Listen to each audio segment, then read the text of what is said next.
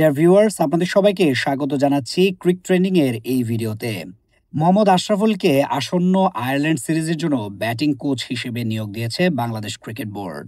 এখন প্রশ্ন হচ্ছে, মোহাম্মদ আশরাফুল আসলে কতটুকু ইফেক্টিভ হবে এই ব্যাটিং কোচ হিসেবে? প্রথমে আসা যাক মোহাম্মদ আশরাফুলের কিছু দিক নিয়ে। সেটা হচ্ছে, মোহাম্মদ আশরাফুলের যে অভিজ্ঞতা এবং টেকনিক্যাল যে স্কিল, সেটা কিন্তু বেশ ভালোভাবে কাজে লাগাতে পারবেন তিনি। কারণ আমরা দেখেছি মোহাম্মদ আশরাফুল তার ব্যাটিং ক্যারিয়ারে কিংবা প্লেয়িং ক্যারিয়ারে তিনি কিন্তু ২ দশকের ওপর বাংলাদেশ দলের হয়ে খেলেছেন। সো সেই অভিজ্ঞতাটা তিনি ভালোভাবে কাজে লাগাতে পারবেন এবং স্পেশালি তিনি ওয়ার্ল্ডের বিভিন্ন যে আপনার টাফেস্ট যে উইকেটগুলো ছিল, সেইখানে কিন্তু তিনি ভালো পারফর্ম করেছেন। অস্ট্রেলিয়া, ইংল্যান্ডের মতো ফাস্ট উইকেটগুলোতে তার কিন্তু ভালো রেকর্ড রয়েছে। ক্যারিয়ারের শুরুর দিকে তিনি দুর্দান্ত খেলেছেন এবং বাংলাদেশের অন্যতম সেরা ব্যাটসম্যানও কিন্তু মোহাম্মদ আশরাফুলকে ধরা হয়। সো সেই জায়গা থেকে বিবেচনা করলে মোহাম্মদ আশরাফুলের কিন্তু ভালো একটা এক্সপেরিয়েন্স আছে এবং সেই এক্সপেরিয়েন্সটা তিনি আসলে বাংলাদেশের যে প্লেয়াররা আছেন, বাংলাদেশের যে স্পেশালি ব্যাটাররা আছেন, তাদেরকে কিন্তু সেই এক্সপেরিয়েন্সটা শেয়ার করে তাদের ডেভেলপমেন্টে ভালো কাজে আসতে পারে। এর পরের বিষয়টি হচ্ছে, মোহাম্মদ আশরাফুল কিন্তু আসলে শর্ট ফরম্যাটের জন্য মোহাম্মদ আশরাফুল খুব ইফেক্টিভ হবে। কারণ মোহাম্মদ আশরাফুল নিজেও একজন দুর্দান্ত একজন টি-টোয়েন্টি ব্যাটার ছিলেন। আমাকে যদি কোয়েশ্চেন করা হয় যে আসলে বাংলাদেশের সর্বশ্রেষ্ঠ টি-টোয়েন্টি ব্যাটার কে? তাহলে আমি এক কথায় একদম আ কি বলে চোখ বুজে বলে দিব যে মোহাম্মদ আশরাফুল বাংলাদেশের টি-টোয়েন্টি ক্রিকেটের ইতিহাসে সেরা ব্যাটার। কারণ তার হাত ধরেই ওয়েস্ট ইন্ডিজের বিপক্ষে ২০০৭ সালে বাংলাদেশ ১ম টি-টোয়েন্টি সেখানে জিতেছিল।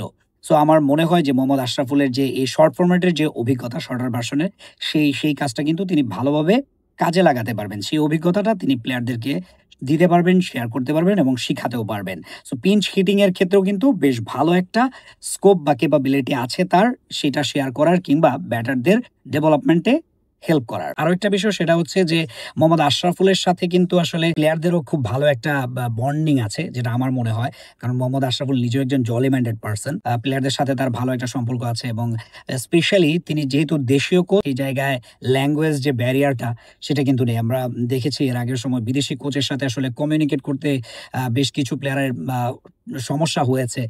স্পেশালি বোলারদের ক্ষেত্রে সেই সমস্যাটা বেশি হয়ে থাকে। ব্যাটারদের ক্ষেত্রে, কিছু ব্যাটারদের ক্ষেত্রেও কিন্তু আমরা দেখেছি।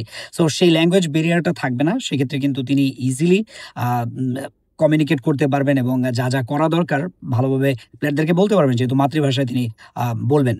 এবং আরো একটা বিষয়, ঘরোয়া ক্রিকেট সম্পর্কে কিন্তু বাংলাদেশের আম প্লেয়ারদের ভালো একটা ধারণা আছে এবং স্পেশালি মোহাম্মদ আশরাফুলের তো আরো বেশি ধারণা আছে। সো বিদেশি কোচ থাকলে যেটা হয় যে ঘরোয়া ক্রিকেট সম্পর্কে খুব একটা বেশি ধারণা থাকে না।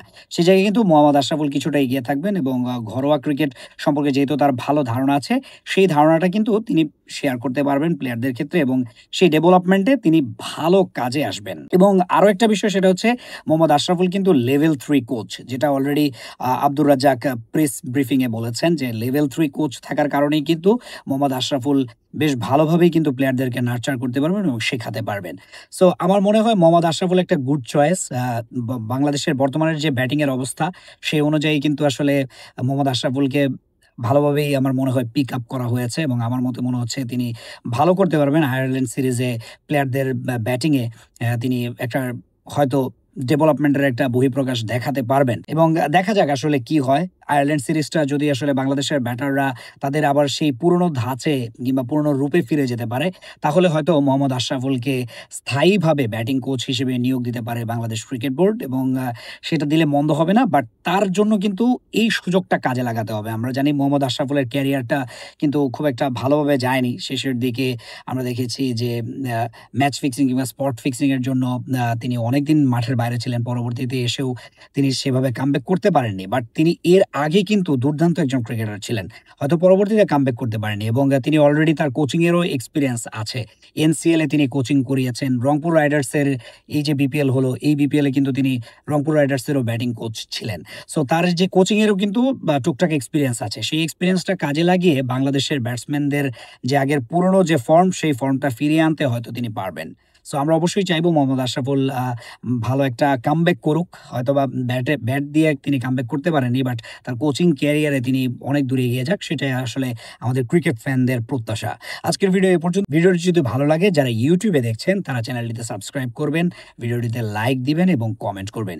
এবং যারা ফেসবুকে দেখছেন তারা পেজটি ফলো করবেন, ভিডিওটিতে কমেন্ট করবেন, লাইক দিবেন এবং শেয়ার করবেন। ধন্যবাদ সবাইকে।